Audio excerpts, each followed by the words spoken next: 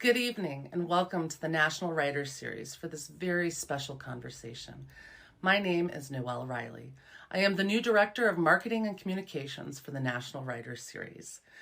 For you first-timers, NWS is a year-round book festival that brings world-renowned authors to the Traverse City stage. We are delighted to have author Stephanie Foo stand in tonight for Alice Wong, author of Year of the Tiger. Our guest host is Susan Odgers. I will introduce you to both of them in a moment. First, I'd like to take a moment and thank our sponsors who helped make this event possible. Our sustaining sponsor, Diana Mylock and the Begonia Charitable Foundation. Our season sponsor, West Shore Bank, the official bank of the Writers Series. Our virtual sponsor is Kennard and Judy Weaver. Thank you for your generosity. The family of Michael and Rhonda Estes, our development sponsor. Northwest Michigan Arts and Culture gives critical support to area nonprofits like NWS. Our major grantors include the National Endowment for the Arts and the Michigan Arts and Culture Council. And of course, our media sponsors play a critical role in getting the word out about our events. They are WCMU Radio, WTCM Radio, Interlochen Public Radio, Northern Express, and the Record Eagle. To our remarkable supporting partners, Amical Restaurant, where all of our authors dine, and Horizon Books, thank you. And a final thank you to NWS's official airport sponsor, Cherry Capital Airport. We also want to recognize Jacqueline Richer, who is our signing partner for this event. And so most of you know, NWS brings authors from every corner of the world every month of the year. Next Tuesday, December 13th, we're hosting author Anna Quinlan. She'll talk about her new book, Write for Your Life. It urges all of you to open a blank journal and fill it with your words. We use the proceeds from our author events, along with a lot of other support, to teach free creative writing classes to area youth. We invite the bravest students to read some of their writing before an author event. Tonight, Celia Gersey is here to read about Butterflies of Memories. She wrote this in Kevin Fitton's Creative Writing Lab. He's a National Writer Series instructor. She's a senior at Leland Public Schools. Hi, my name is Celia Geraci. I participate in Mr. Fitton's Creative Writing Lab. I am a senior at Leland Public School, and this is my piece. It's called Butterflies of Memories. The pale butterflies float gently around the willow tree, flitting about. They swirl through the branches above the heads of two children sitting against the base of the trunk. The boy slips out of his jacket and lays it across both their laps, and they huddle into it against the wind. One of the ghost white butterflies floats down and lands in the girl's hand, moving its wings slowly as if testing the winds. Isn't it so pretty, the girl says, smiling at the creature perched on her hand. It is, the boy agrees, holding his breath as he leans closer to look at the butterfly. He breathes a little too close to it, and it flutters back up into the tree, its white wings bright against the tree's dark bark. Do you remember Mom's flowers? The girl asks, a smile brightening her face.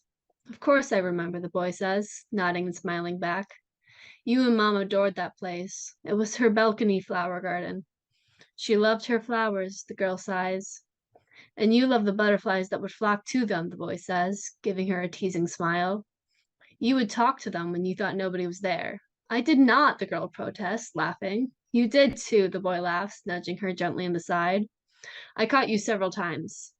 Some of your conversations were interesting, albeit one-sided. They were good company, she pouts, although still smiling, and they were your favorite animal, I know, the boy says. After a pause, he adds, I'm still not convinced that they count as real animals, though. They do too, the girl sniffs. He raises an eye at her indignant pouting, and they both burst into giggles. They settle into quiet once more, watching the butterflies and listening to the wind. A butterfly settles on the girl's knee again. What about the last time? The boy asks softly. The last time? The girl asks, pressing her face as close to the butterfly as possible without scaring it away. The boy watches her closely. The last time we were on Mom's balcony. Do you remember what happened?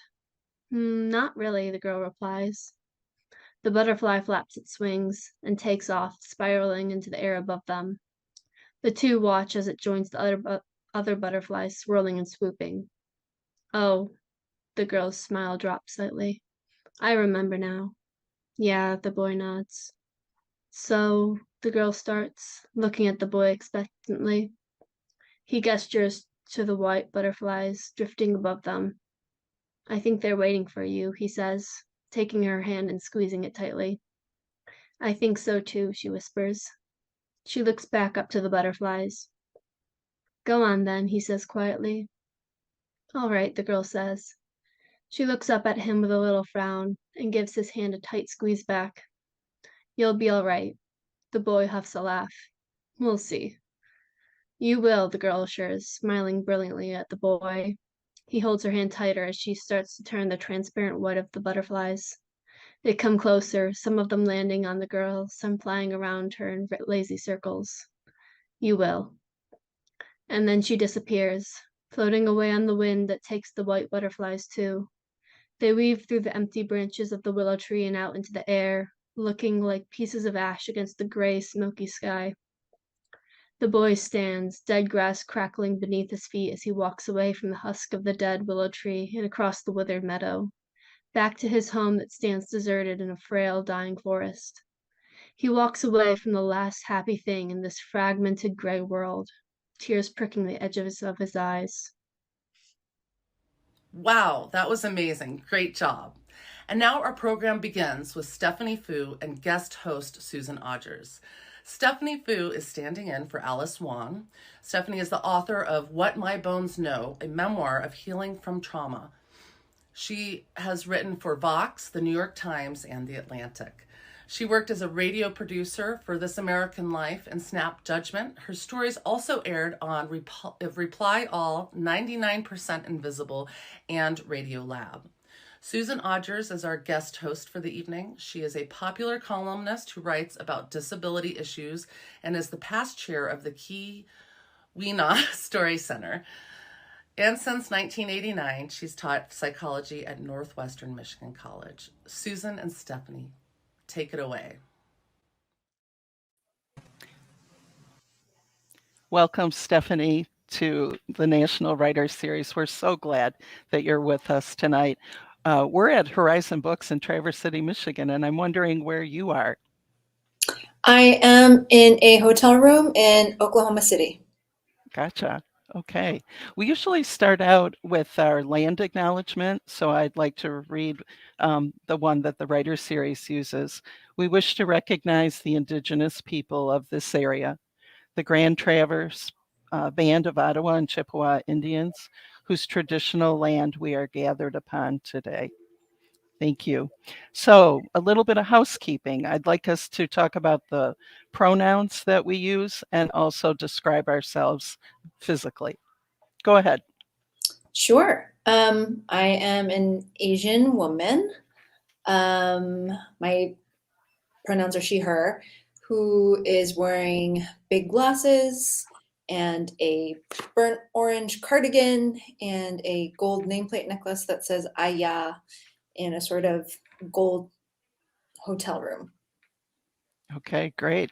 And I use she, her, and I'm a person that uses a manual wheelchair full time. I'm sitting in it. I have a black dress on, red hair, red glasses, and a really cool short neck scarf that my friend Jill made for me. So I'm really glad we're here together.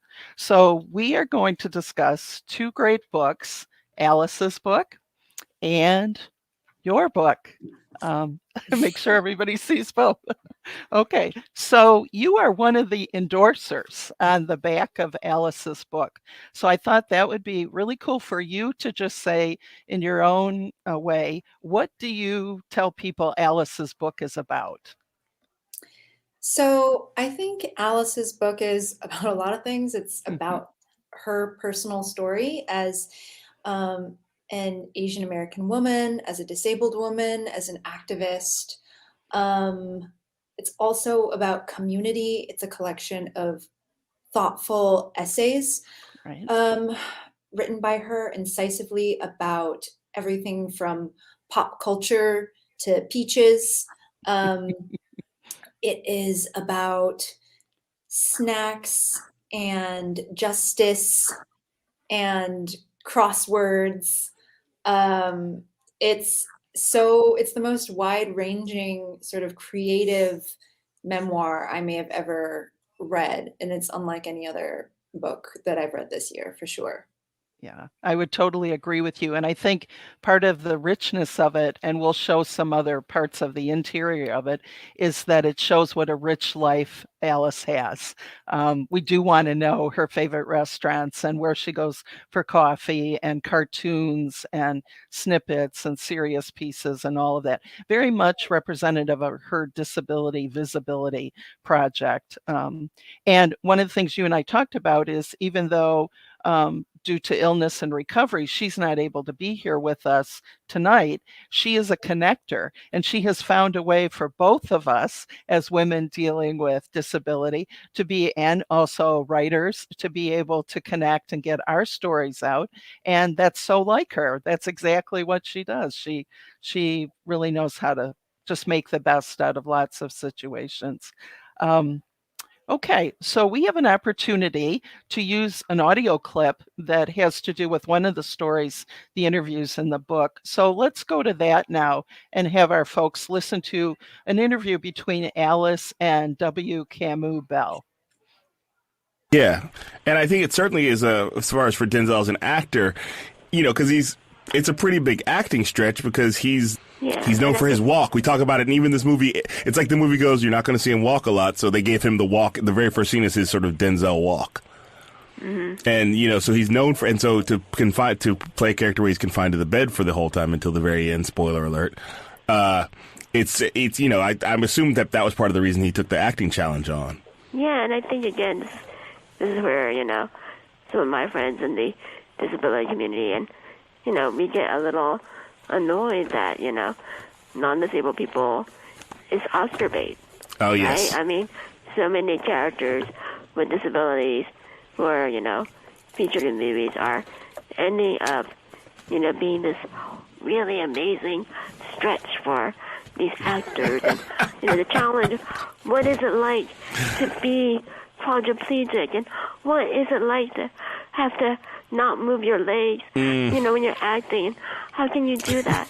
How do you embody something so alien and so impossible to really be like? I mean, that in itself, I think, is somewhat insulting, where all these non-disabled actors are just lauded for pushing themselves, like My Left Foot, that last movie with Stephen Hawking. I mean, there was just a lot of discussion about, it's really to serve non-disabled people and their kind of quest for a challenge. It's funny. So basically, Alice, what you just did, and I just want to highlight this, I said Denzel stretched by doing this movie, and then you called bullshit on that. Thank you, Alice. Well, I appreciate that. Yeah, so I guess what I liked about that element of, well, first of all, they're talking about The Bone Collector and Denzel Washington's performance in The Bone Collector. Right. And that was a discussion with Kamau on Denzel Washington is the greatest actor of all time, period, podcast. And so Alice doesn't just write her own story. There are a lot of excerpts from StoryCorps and from interviews, a lot of audio and podcast interviews in this book, which I really liked as an audio producer.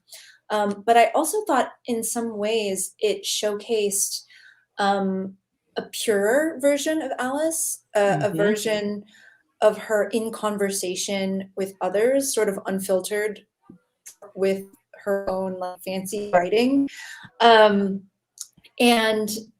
you got to see her essence, which is, standing up for what she believes in, but with a sense of humor at the same time. So, and yeah, while also just being infinitely entertaining. Right. So just wanted to be able to share that little part. And I also wanted to do just a brief reading from the book, if that's okay. Yeah, please. This is from a chapter called Thank You, Mrs. Schrock. And it's about PBS shows and this teacher who sort of affirmed her disability at a very young age and made her feel not abnormal and empowered. And it goes like this. I remember as a kid watching the Muscular Dystrophy Association telethons and not being able to imagine myself as a 30, 40, 50-year-old adult. How can I know what I will be when I grow up if I'm not expected to grow up? How do little humans process these concepts and emotions? The doctors and science at the time closed the door on my future, while key people like Mrs. Schrock ripped it wide open. Along with my family and friends, I have no doubt she saved my life, and I didn't even know it. I am my wildest dream.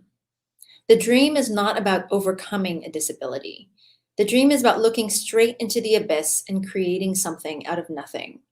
Dreaming is infinite universe building. I love that line.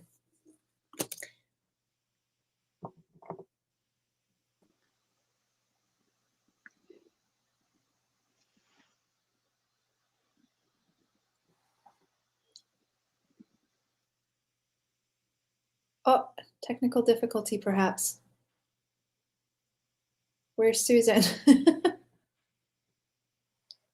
Well, anyways, those were just a couple examples of how much I love this book, but I also just wanted to showcase some things like, hold on,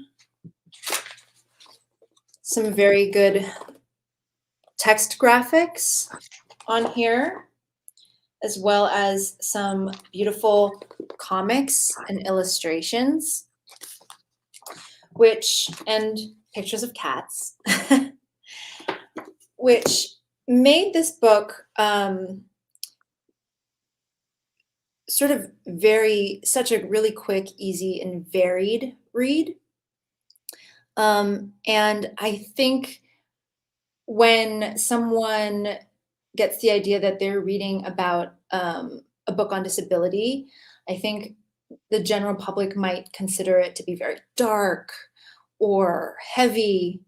And I think what's so wonderful about this book is that it is infused with joy at every turn and humor, as well as getting very, very real and calling privilege out when she sees it, and standing up for those who need it the most. But even so, constantly infused with joy and never despair. Hey, okay, looks like we lost Susan, but Stephanie, I'm going to ask you a question while we're waiting for her to come back on. Sure. So for those who haven't yet read the book, can you kind of describe how she walks through? Can you kind of tell everybody what is her ailment, and how has she been able? It started and it progressed. Can you kind of talk to us about that a little bit? Yeah, it's about muscular dystrophy, and I think one of the great things about it was that, especially at the beginning, there's so much that was really relatable to me as an Asian American child, because there is writing in here about her disability, but there's also writing about going to like Chinese Saturday school, which is something I was forced to do as well, and about family and about nerdiness. And so there is a balance there. I mean, disability is always an aspect of a presence in her life, obviously. But there's a lot to be drawn into as well, just as an Asian American, as a woman, as a San Franciscan, which, yeah, I used to live in San Francisco as well. So. And also, I think the way that she has with her words, I mean, she's so witty. Mhm. And she is extraordinarily direct, which you don't get that a whole lot of the time.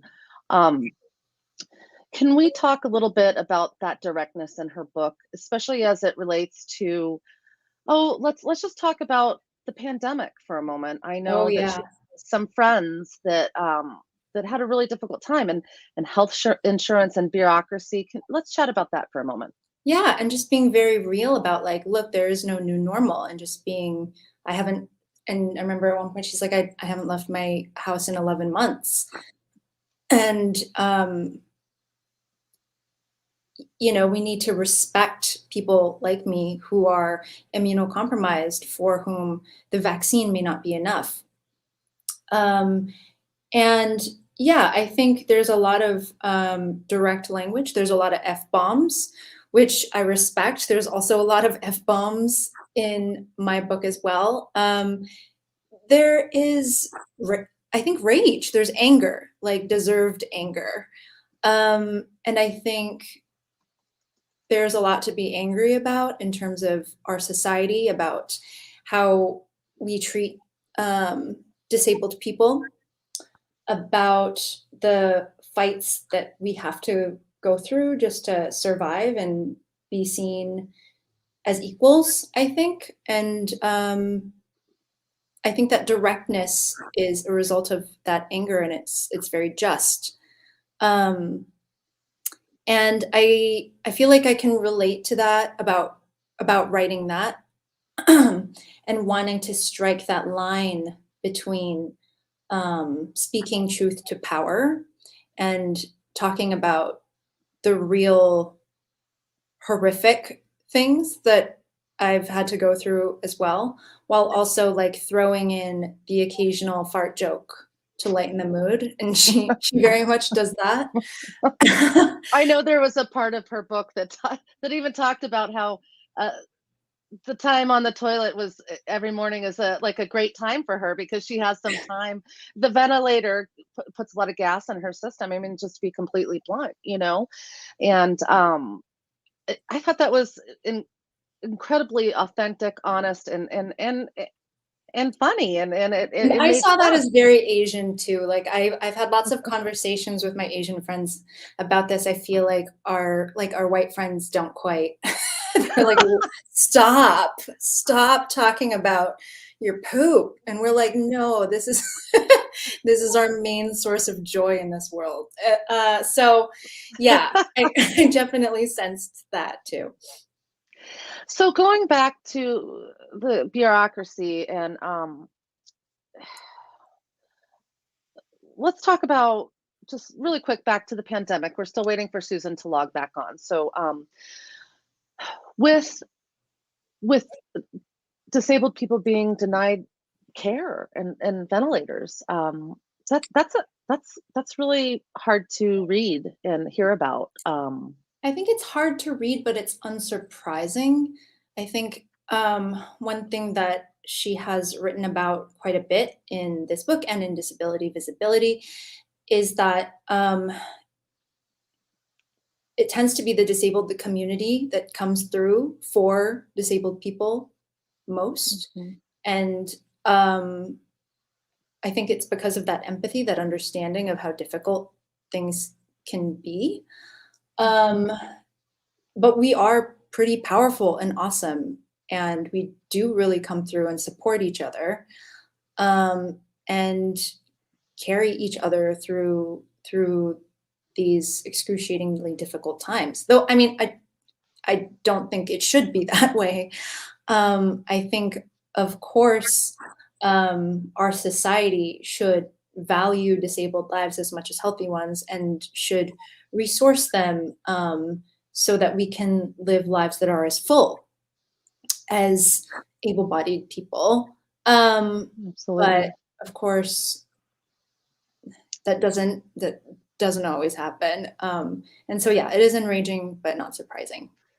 Okay, Hi, well, thank Susan. you everybody who is on this evening for letting me jump in. Had a little bit of technical difficulties with Susan, but she's back on, and I'm going to turn it again over to her. Thank you. Oh, Noelle, thank you so much. A host's worst nightmare happened on my end, so I apologize to everyone. Thank you, Stephanie, for continuing on. Did we get a chance to go through more of the photos from Alice's book? Did we do that? Sorry? Some more photos from Alice's book. Yeah, I showed some of them when you Okay, were logged we off. did do that. Okay, Yeah. okay. So I'm wondering if we can talk about your book now and make a bridge between maybe starting by saying how you think you and Alice are alike. What are some commonalities that you have that maybe folks wouldn't necessarily see automatically or think about? I think we're both little rebels. I think we're kind of spitfires. I think that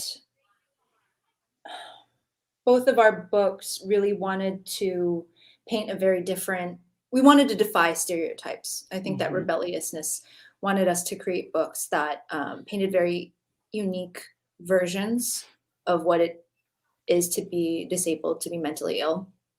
I hate the term mental illness, actually. I don't even think it's right, but to to be neurodivergent. So, and I think that is why both of our books don't shy away from the really ugly stuff, but spend a lot of time dwelling in joy. Okay. Yeah, I would totally agree with you. Thank you for that. It looks like we are going to go back to the photos, Stephanie. It might, I think we had a couple different lists going. So if we could have those come up, please, one at a time. Okay, so this is one of the examples we wanted to talk about. The heading says inclusive politics and the disability community. And we were talking about that Alice's book is really heavily influenced by the zine format. And so here she's got, nice comic caricature, graphics, and a lot of really powerful information about what the world needs to do to include people with disabilities more into everything that's going on in life and what people with disabilities have to offer. I just wondered, like, when you first saw this in the book, what your reaction was.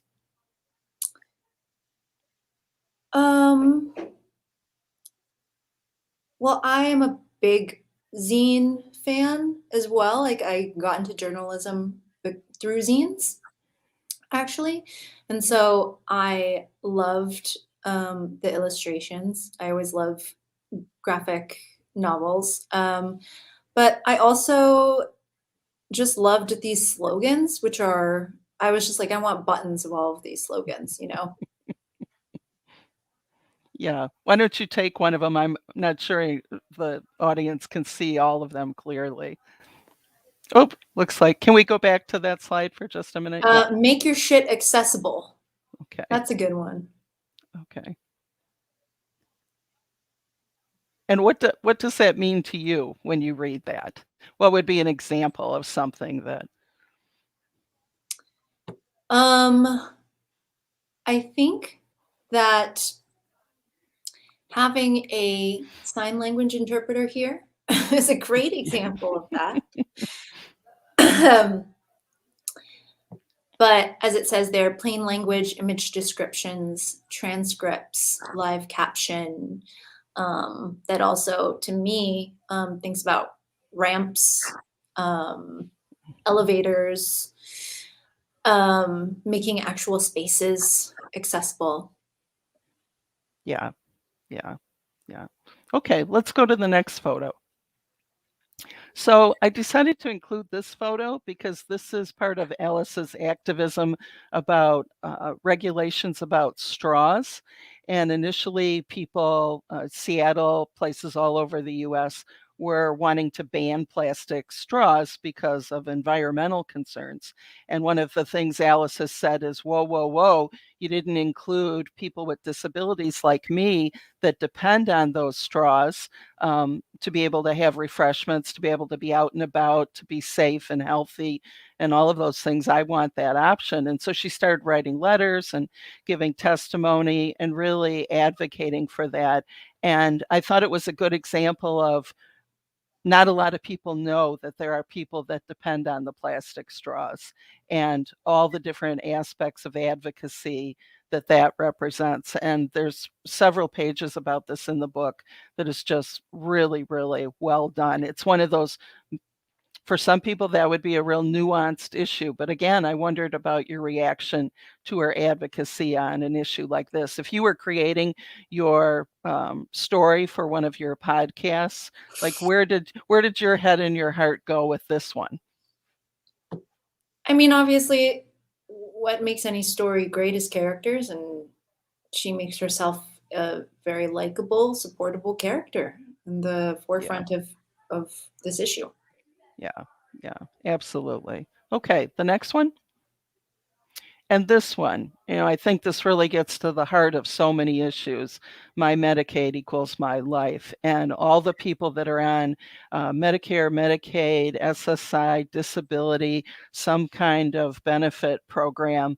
And when those are toyed with, if you will, without any kind of input but from the people receiving those benefits, can be life-threatening. And we know Alice and a lot of people wrote about being very afraid of getting COVID and not having enough respirators in the hospitals, or people actually deciding who would get the respirators. And there were all kinds of really scary and dire consequences with that. So I know in your memoir, in your story, health insurance becomes a factor because you do a lot of different things in your journey to heal yourself. And I'm wondering, when you see this sign from Alice, where your mind went with that, with being neurodivergent, and just kind of a reaction to this sign. Well, I'm not on Medicaid, and so I think I was thinking more about Alice than myself when I saw this picture. Okay. But in terms of how it is relevant to me, yeah, I think that millions of Americans can't access proper mental health care. For me, I have complex PTSD, which isn't in the DSM officially, Right. even though it is recognized by the World Health Organization, the VA, NHS. But because it's not in the DSM, we can't be prescribed and treated for it here in the United States, which makes it really difficult and expensive to get care specifically for CPTSD. And yeah, it cost me thousands and thousands of dollars. And I was privileged to find an incredible therapist, Dr. Jacob Hom, who was able to walk me through it and try some really exciting, innovative therapies like Google Docs therapy. But I write a lot about how the way our system is structured, mental health care is just completely inaccessible. A big part of it is that insurance companies don't pay therapists enough. And so most therapists, or many, many therapists, don't take insurance, which, yeah, not accessible. Yeah.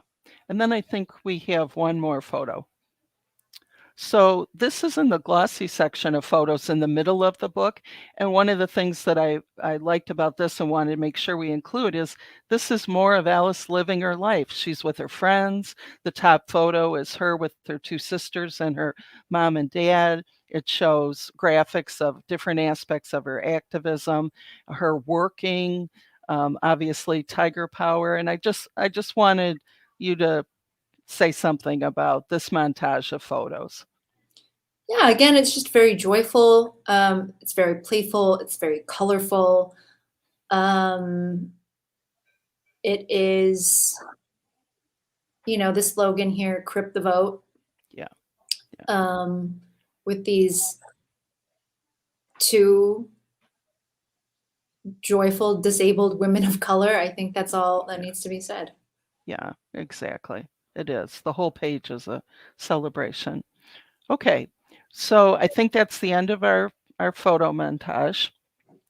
So I wanted to talk about your book in particular now. And one of the things I think a short explanation is that it's about your journey healing from complex post-traumatic stress disorder. And I think first, for folks who have no clue what that is, maybe you could say a little bit about how, in your mind, how you defined it, because you just got done saying it's not even in the diagnostic manual for mental health professionals. Yeah. So the way it differs from traditional PTSD is that you can get traditional PTSD from a single traumatic event. So let's say you're in a car crash, you can get PTSD from that. Complex PTSD would be like if you got into a car crash every week for years at a time. It's when the event happens over and over and over. And the thing is, probably, unless you're a tremendously unlucky person, you're not going to be in that many car crashes. Probably the trauma is going to come from people who are supposed to love and care for you. So it most likely comes from child abuse, domestic violence, living in a war zone, that kind of thing. Okay. And just say a little bit about how it applies to your life, what the context was for you. Right. My complex PTSD comes from extreme child abuse and neglect, culminating in both of my parents abandoning me by the time I was 16. Okay. Okay. So one of the things I wanted us to also talk about that we talked about in our pre-interview was about intergenerational trauma, and maybe for Asian Americans in particular. And I know every one of these topics we could do 10 shows on, but if you'd get into that a bit. Yeah.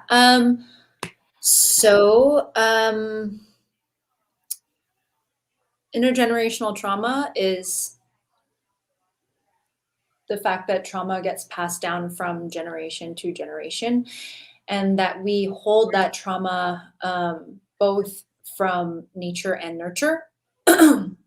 There's some evidence that trauma is passed down genetically. And there is also obvious evidence that, my great-grandmother survived a famine. She survived the Japanese occupation of Malaysia, and she really had to struggle to put food on the table for her daughters. And my grandma had to have that same hustle in order to survive.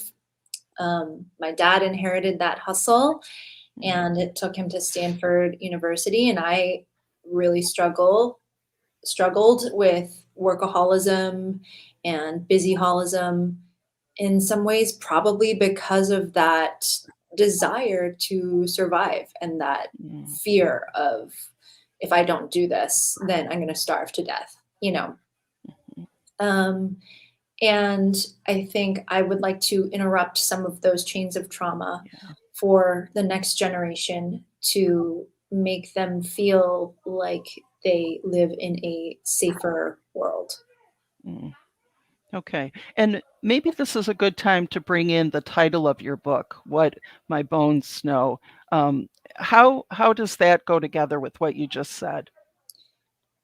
Yeah, I think that was sort of investigating, at that point I was sort of lamenting that I couldn't get more family histories from my family because I'm estranged from parts of my family, because culturally, Asian Americans often really don't like to talk about trauma. They like to leave the bad things behind and not burden the younger generation with them. And, but I knew that, like, literally my bones understood, like my DNA understands what traumas my family has gone through, and I wanted to somehow dig that up and understand that more, so I could understand myself and understand how to cope with and forgive my body for having these responses. Okay. And you alluded to just one example, but I know there's many. So maybe you want to highlight a few just so the audience can really get a handle on all the different things that you did to try to heal from your complex trauma, because something in there that you did will probably be helpful to someone else. So maybe you can look at it as a continuum and just tell us a little bit Sure. about that. I don't think that there is ever a silver bullet when it comes to complex PTSD. I think, like, having tried a bunch of things, it's kind of a three-pronged approach. It's about calming the mind, and so having some sort of somatic ability to calm your body. And so to do that, I tried everything from like yoga to psychedelics and hyperventilating and all kinds of things, drinking ashwagandha. And I think community and Okay. really building community is a big part of that. Learning how to maintain relationships. I think my work with Dr. Hom was probably best for that. We practiced something called rupture repair therapy. Mhm. So practicing how to have ruptures in relationships and how to repair them anyway, how to like maintain relationships and see what other people need and express your own needs. Mhm. And lastly is just being able to sort of have a positive self-image, because after so much trauma, I think it's really difficult for us to believe that we have worth because we were told so often that we didn't. And yeah, I tried a lot of different ways to deal with that. All of the acronyms, EMDR, IFS, um, many different forms of therapy and drugs, legal and illegal. Um, but yeah, I think it was a sort of combination of all of those things, learning all of those lessons that eventually brought me to a pretty settled, happy place. Mhm. It seems like you're obviously, you say in the book that when you turned 30 and you were looking at your peers and you wondered, do they feel what I feel? Are they this sense of dread? Is it the same for them? And for the longest time, you thought it was. And then you thought, I think there's something different going on here. And your journalist background and your curiosity and your sense of being a researcher, you brought to your journey. And so investigating all these possible ways to help yourself and being willing to try them and interview all of these people. I mean, it's really apropos that you put what you'd been trained to do into your personal life in this way. And one of the things I was really happy about is I've been a professor and a teacher most of my life, and you found a couple teachers that really became pretty important to you. And the early ones that exposed you to journalism, I would say, were foundational. So tell us a little bit about that. Yeah, I think, in high school, I was living alone. My Mhm. dad, when he abandoned me, left me the house. I was deeply suicidal. I had very few friends. Mhm. I had just been coming off 14 years of extreme physical and verbal abuse. So I wasn't in a good place. Mhm. And like I would come home to this empty house every day and just be like, why am I still here? And journalism gave me a reason to still be there. I didn't kill myself literally because my journalism advisor, Mr. Crowther, made it very clear that if I didn't show up, who would lay out the pages? Like it needed to Mhm. be me. I was the editor in chief, you know. Mhm. Um, and yeah, it another great thing about journalism is that it made order from a chaotic world.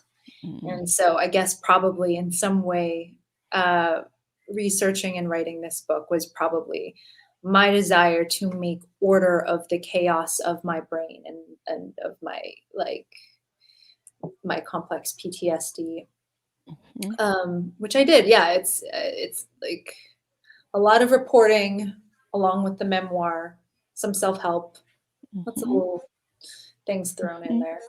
Mhm. Mhm. Let's go back a little bit and talk about the, um, it was towards the end of this long journey that you've been on, but, the opportunity that Dr. Hom gave you, how you were gonna work together, and why almost, piloting isn't the right word, but practicing life relationships with him in complete honesty, and then the way that got documented really gave you your template for leaving therapy and going on and living your life the way you do now. Just maybe back up and say more about that. Yeah, so one thing that he did that was really unique is that he let me record all of our sessions. And immediately after each session, I would just go down to the cafe a few blocks away from his office. I would transcribe all of the sessions into Google Mhm, Docs, and then I would share him on the Google Doc. And sentence by sentence, we would go through and do a close read of each session. mhm, And he would comment on like ruptures in the conversation and say, "Oh, you interrupted me here," or "It seems like you're triggered here," or "You're not listening here." And I would say, "Yeah, I feel like I'm dissociated here. I'm lost here." And it wasn't just criticizing me, it was just as much mm, criticizing him, and he would be like, "I am being such an asshole here." And I'd be like, "Yes, you absolutely are," you know. But in that way, we got to revisit all the little ruptures in our conversation where each of us made the other feel mhm, lost or uncomfortable or confused, and ask for like a full explanation of what was really going on, um, and make repair over yes, those things. yeah, And so that was really great because it allowed me to understand more the dance, like the nuance of humans, and that everything wasn't my fault. There were mhm, lots of times when there was things going on in his head that had nothing to do with me. But it did allow me to also improve my social skills and my abilities to listen. mhm, Um, mhm, and I think most importantly, it just allowed me to sort of look at the scary, tenuous art of loving other human beings as something not just to fear, but also to be really curious about. mhm. Yeah. Say, a little more about the repair part, because that really fascinated me, that when people have conflict, a lot of times they just go their separate ways, nothing really gets resolved, relationships are cut off, and he really helped you see the beauty in the work that is done to repair a relationship and move forward. So maybe you can say, maybe give it even an example of that, a friendship or a little, misunderstanding or something that you thought, I mean, you obviously did it with him, but maybe just say more about that. Sure. I mean, he has helped me through a lot of conflicts with my husband, Okay, who was my boyfriend at the time in the book, right? where, um, you know, it becomes very clear that I'm getting triggered by him getting triggered, and he's getting triggered by me getting Mm, triggered, and it's just like chaos. And I think, at one point I was like, should I even marry him if we're gonna fight like this? mhm, And he was like, you're a dummy. You're gonna fight with anyone. Like that's what being in love or being in a relationship with anyone is constant fighting and acceptance and repair, and coming back to that person over and over and saying like, you are very, very flawed and I am furious at you, and we're both going to like work this out, and we're going to love each other anyway despite mm. it, which was definitely what I needed. Yeah, yeah, absolutely. So you, in your dedication of the book, you have, I think it's 4 really amazing people in your life. So you mentioned your husband, Joey, is one of them, and then, your friends, Dustin and Kathy, and then Margaret. Um, tell us a little bit about dedicating to the book to them and what they mean to you. Dustin and Kathy have been my best friends since I was 9 years old. And they've also had struggles in their familial relationships. And so, you know, I would be on the phone with Dustin when we were 12 years old, talking about like when we're parents, we're not going to do this, you know, and he has just, they've been there for me this whole time. And they've in many ways taught me how to love and how to forgive. And we've had to repair many ruptures. So they're like siblings to me. And then Margaret is Joey's mother, who was very loving, kind, wonderful person. She passed away last year,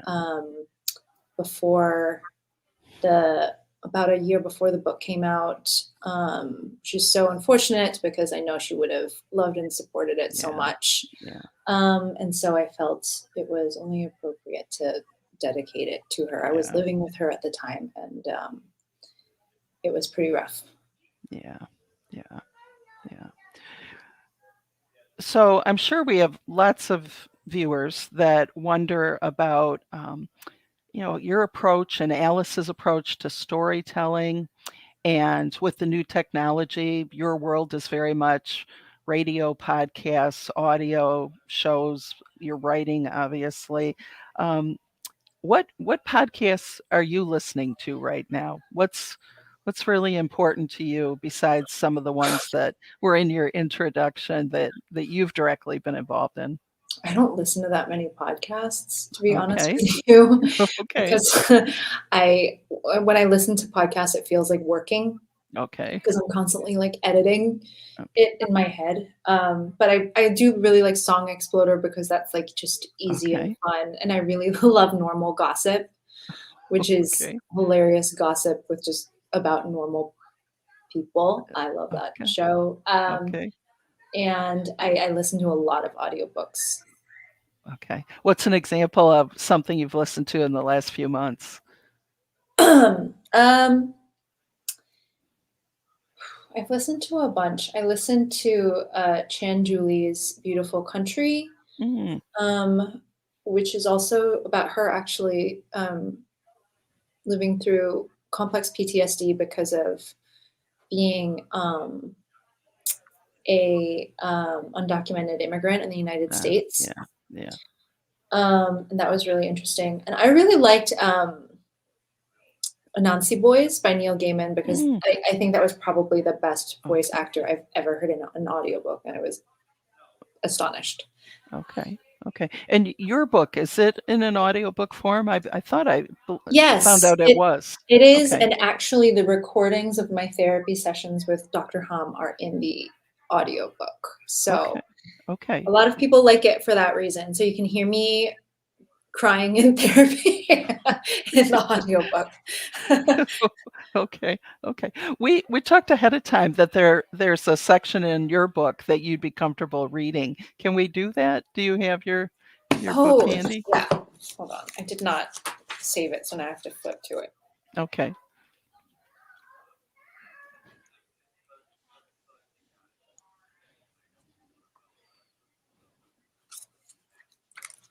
Sorry. Hold on 1 second. That's okay.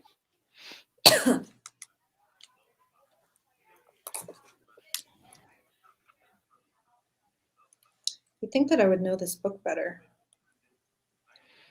considering I wrote it. Sure. So this is about me going back to San Jose and where you grew up. Like the immigrant community I grew up in had dark secrets. Here's what I remember about San Jose. Our parents had other names. In mixed company, we might call them mom and dad, but when those people left, our fathers became Appa or Baba or Papa, our mothers Oma or Mama or Man. Our parents washed and reused our Ziploc bags and takeout containers and put their yarn in cookie tins. They watched Home Improvement and Chinese soap operas and Bollywood films while darning holes in our jeans with cloth left over from the dresses we outgrew. Our parents didn't talk much to our friends, but our friends didn't mind because they'd be occupied eating our mother's big trays of pancit or lumpia or Burmese pancakes or pho with gyalua or fluffy taro buns and yan yan. Our parents didn't know what butternut squash was, or Walter Benjamin, or hegemony, or the difference between Bush and Gore, because neither seemed particularly like a fascist or a communist, so whatever. The entire point of America was that you didn't always have to understand. The system could be trusted to function on its own. Our parents were alone. Many of them had brothers or sisters or parents back home whom they rarely saw. And so they had to take care of their children without the support of the large families that many of the white kids had. Our parents knew what it was like to be hungry. Our parents were refugees. There were pages of Nguyen's in our yearbooks and a wave of trans. Sometimes they spent all their money as soon as they got it because they remembered what it was like to lose your life savings in a month, in a week, in a moment, when a dictator rises or a bomb falls. So when the hands came, we offered our cheeks. We offered ourselves as conduits for their anguish because they had suffered so we wouldn't. So we could watch Saturday morning cartoons and eat sugary cereal and go to college and trust the government and never go hungry.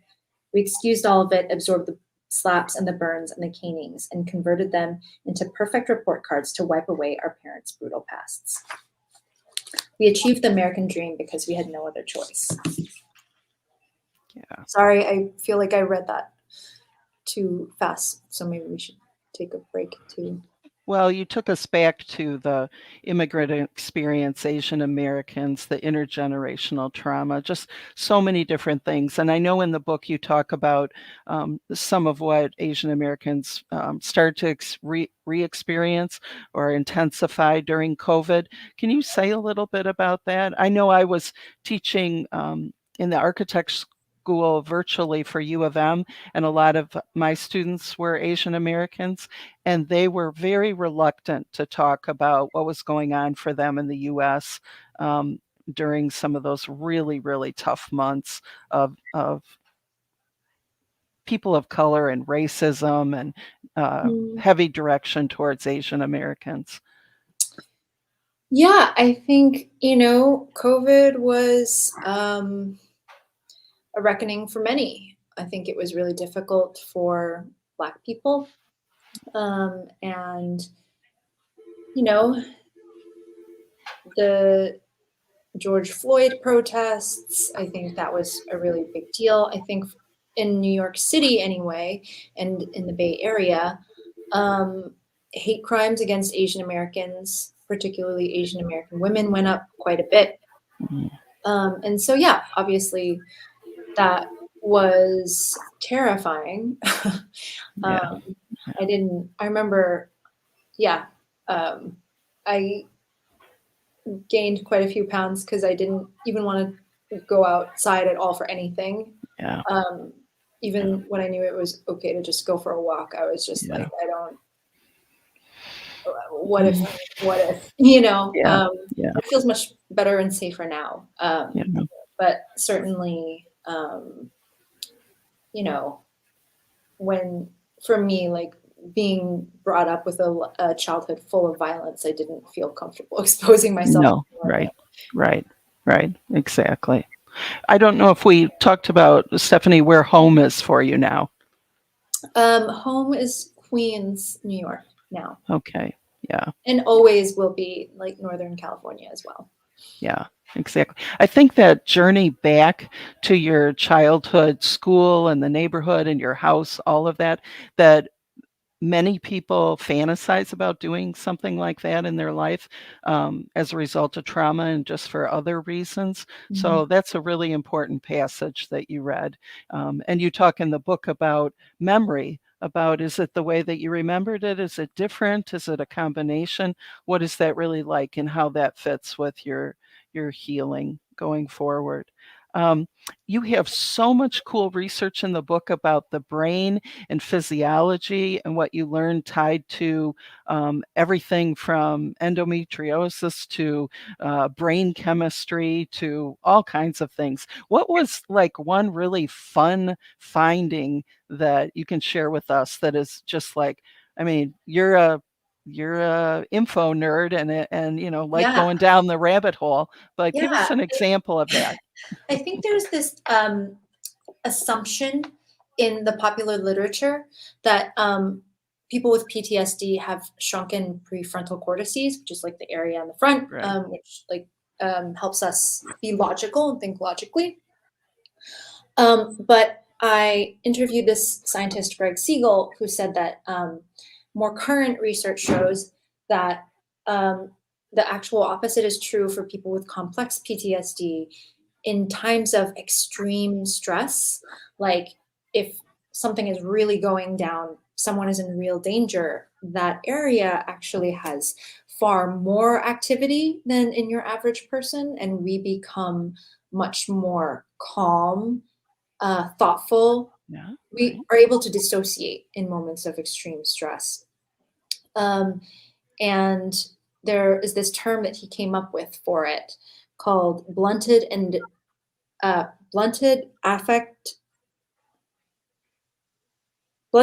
discordant affect sensitivity disorder.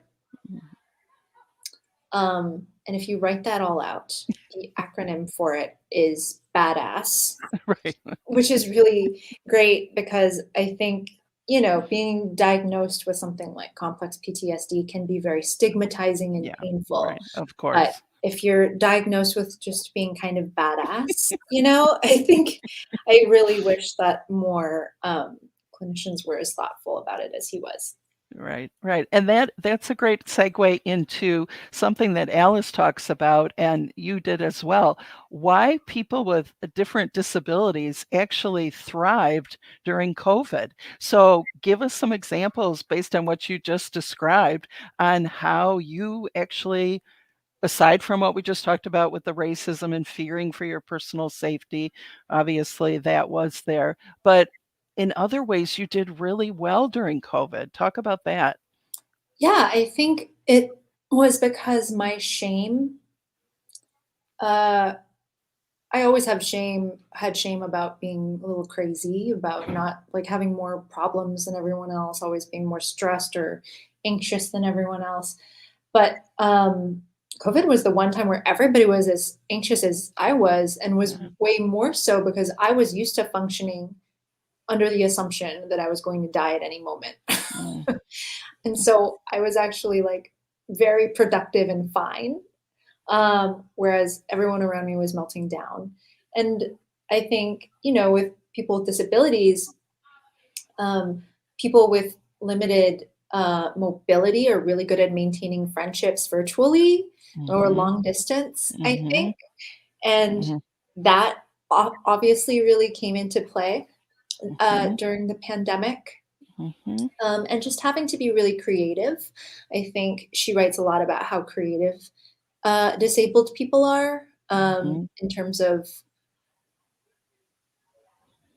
everything from like figuring out like the right soft foods to eat to like figuring out how to raise money for a friend who needs a new wheelchair or something like that. And that definitely came into play during the pandemic too. I think surviving adversity PTSD is not a mental illness in wartime. That's an adaptation. There you go. Yeah. Yeah. Good point. Really well said.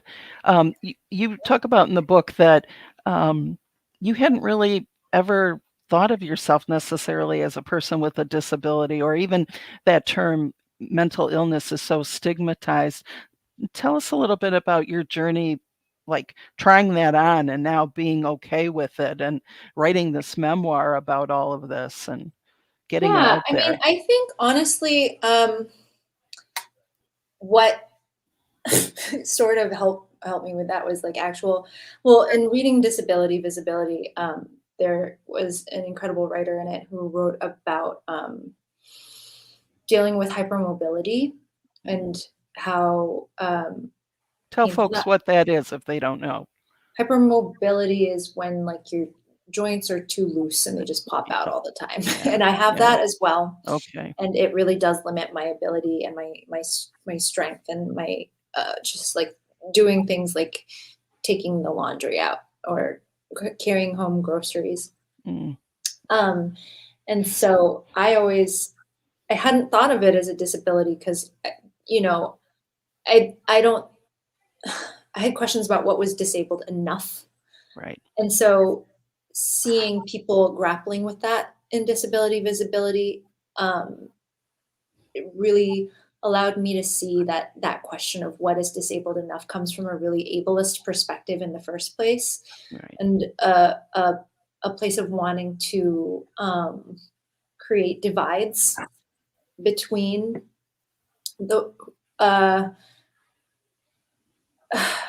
divide and conquer us in Right. subgroups, sort of, Right. almost, I guess.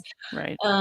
And I came to realize that, you know, I do need concessions because of my hypermobility, and because of my complex PTSD. Mm. Like, I can't be in certain working environments where like somebody's going to yell at me. I just Mhm. absolutely can't do it. I much prefer to work from home. That is really good and healthy for me for managing my triggers. Mhm.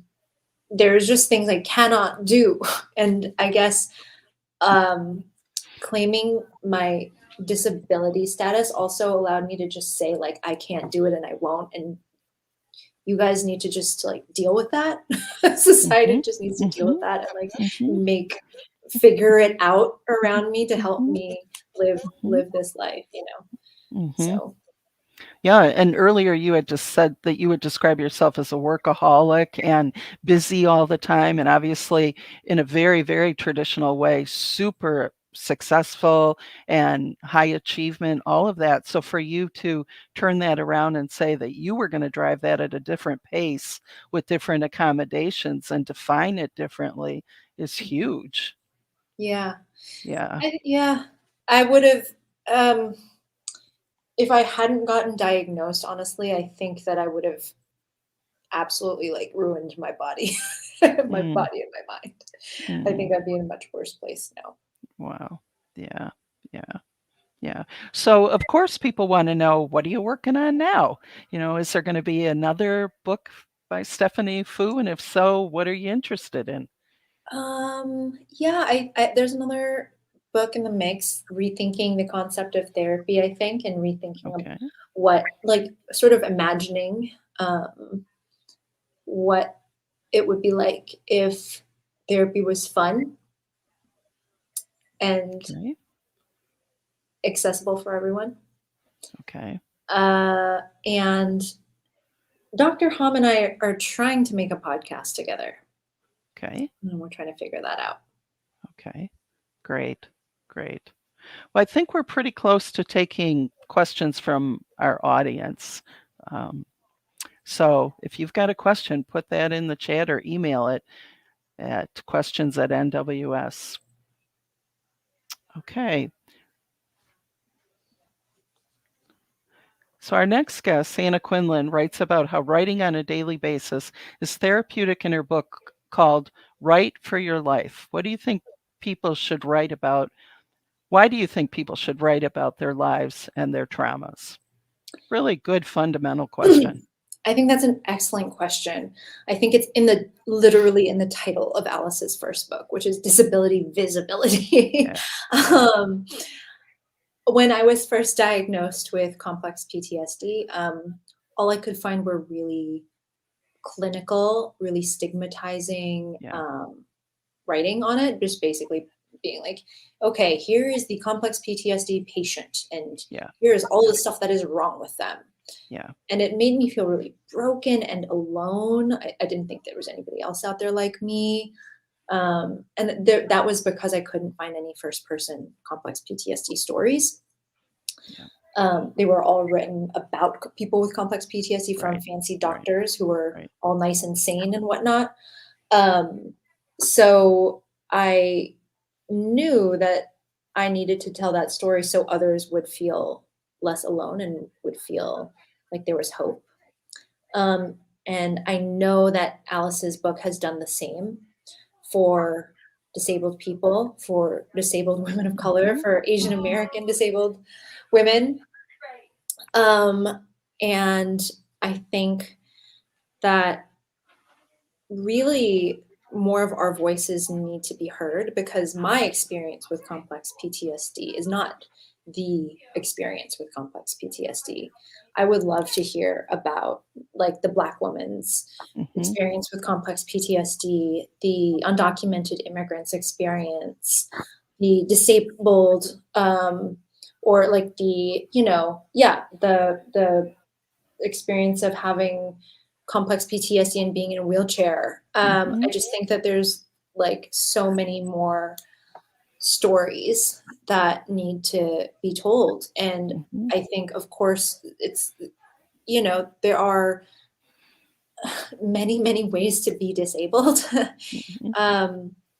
And I want to see and hear more of those stories, because the more we normalize that, the less freakish we feel. And I think that question is also getting at a daily writing process, or what writing the book was like. So tell us a little bit about that.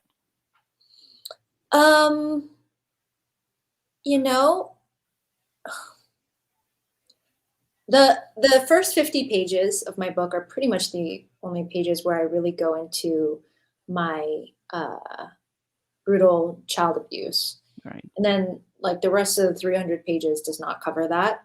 So the first 50 pages were very difficult to write. But honestly, the other 300 were not that bad. They were fun. And I think it helped that I wrote this book almost entirely during the pandemic. I had nothing else to do. And I was probably very badass already from surviving a global pandemic, like pretty dissociated and just churning out this material. I think it's kind of, but it was also, I will say, putting together materials that I had been journaling for many, many years. Okay. That was like a very cathartic process for me. Okay. Gotcha. So another question. I'm wondering, when you put together the podcasts and the very popular shows that you were a part of, what are producers looking for with stories that might help our audience if they think, I think I have that other voice that needs to be heard? What would you be looking for when you put things together? I think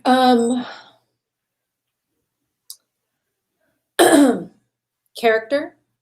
So having a really great character that we can root for, being likable in that sense, conflict, understanding what the primary conflict is, and conflict can look like anything. It can be conflict, man versus himself, man versus another man, man versus the system. But having a really specific and interesting conflict is key to any good story. And also just like why are you writing it? If you're writing to write it because you're writing to get it out, I kind of feel like that's not quite enough.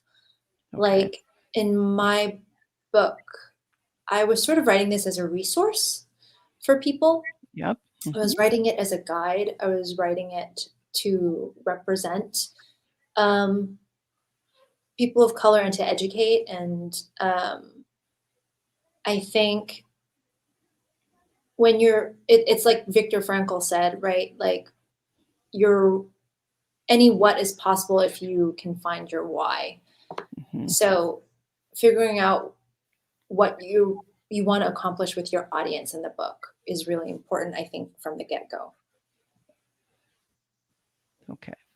Okay. Maybe you can tell folks how creative you got when you wanted your job, the podcast that you put together, because folks might not think of that as something that they could do for something that they wanted. I'm not sure that you would say it's a good fit for everyone, but what did you do trying to get that one of those first podcast radio type jobs? Oh, you mean get me on This American Life? Yeah. Yeah. I really wanted to work at This American Life. I didn't know how to work at This American Life, so I made a podcast called Get Me on This American Life. So it was pretty terrible.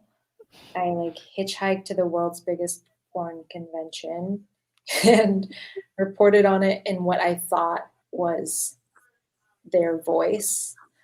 Um, but it did get me my first job There you at go. Snap Judgment. There you And go. Snap Judgment got me my first job at got me my job at This American Life 4 years later. So There you go. it worked. There you go. There you go. We have another question, and it might be a little nuanced, but I think you'll understand what they're asking. People are talking about having other people in their life that they think experienced complex PTSD, and they're often really thrown aback by the level of the rage that gets directed from that person out into the world. And I wondered if you could say a little bit about that, about a little more about why that's happening, what function that's serving.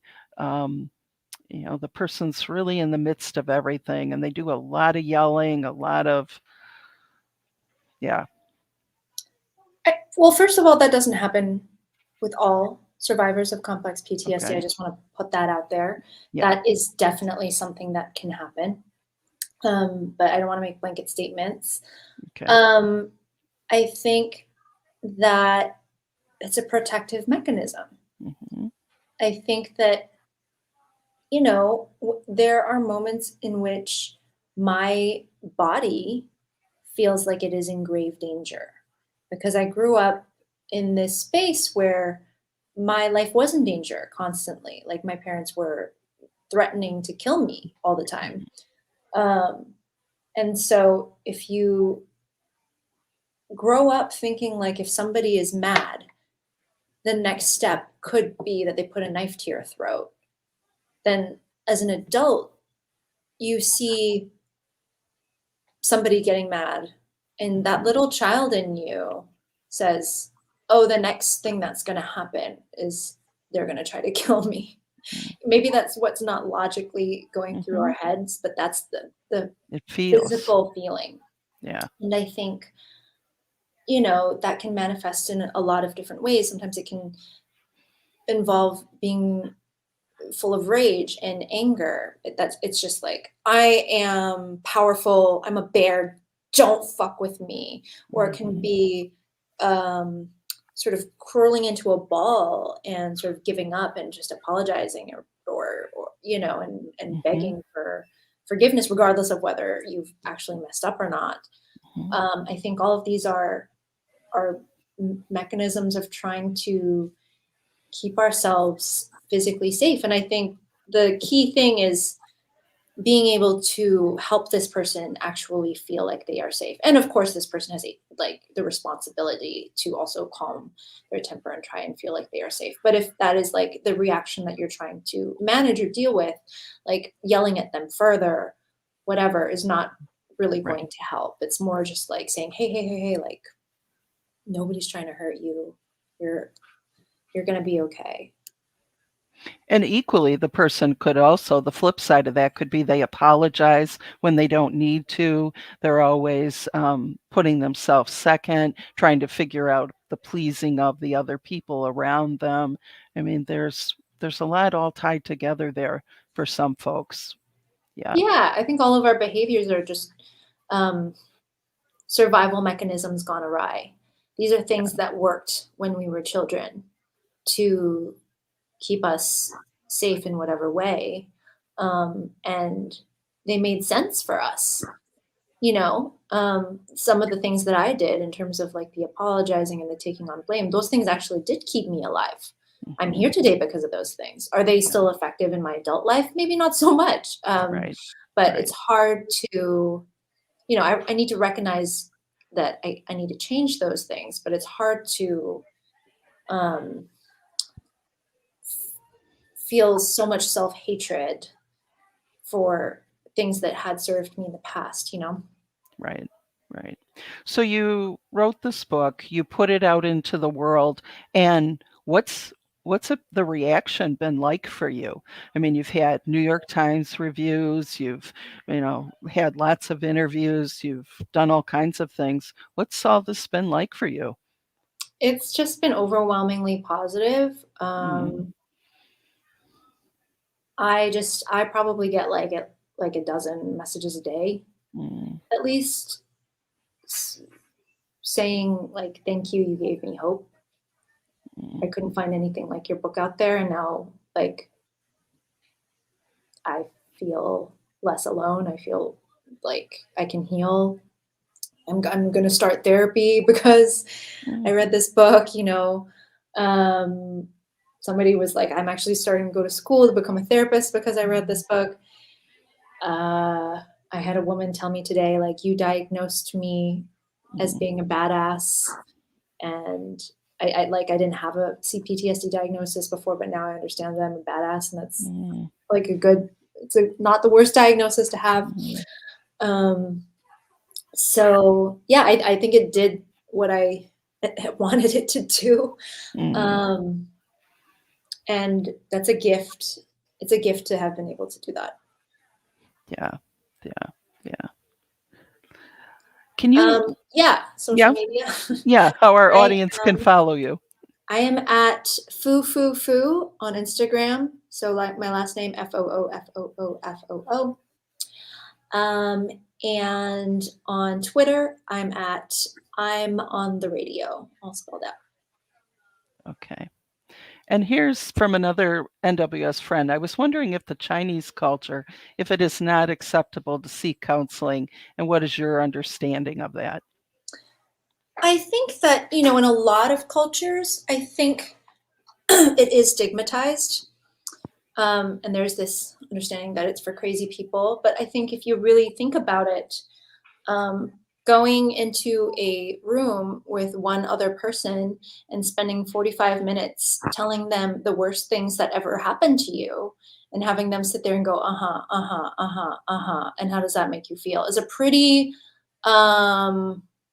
weird, unnatural interaction to have. So I don't think it's surprising that a lot of cultures don't respond well to therapy, because I don't think that it's made with a lot of these cultures in mind. But you talk about secret keeping too. Yeah. But I mean, I think that a lot of these cultures did have certain outlets for this historically. Like a lot of different cultures, you go to your elders to talk things out, which is secret advice, or you go to temple, or you go to church. And, I think that we have some really great assets and much more scientific knowledge and psychoeducation than we did back then, that we can still use to help these communities. But I think it is up to the Western, I think it is up to therapists and psychologists to figure out how to make that more accessible to different cultures. And one of the ways you've said is we need more people that look like you going into the field. We need more people who were raised in that culture to then work in that culture. And we don't have enough folks yet. Yeah, I would say that is definitely true. Yeah. There's so much that I could ask you about. Want to make sure that we get everybody in here.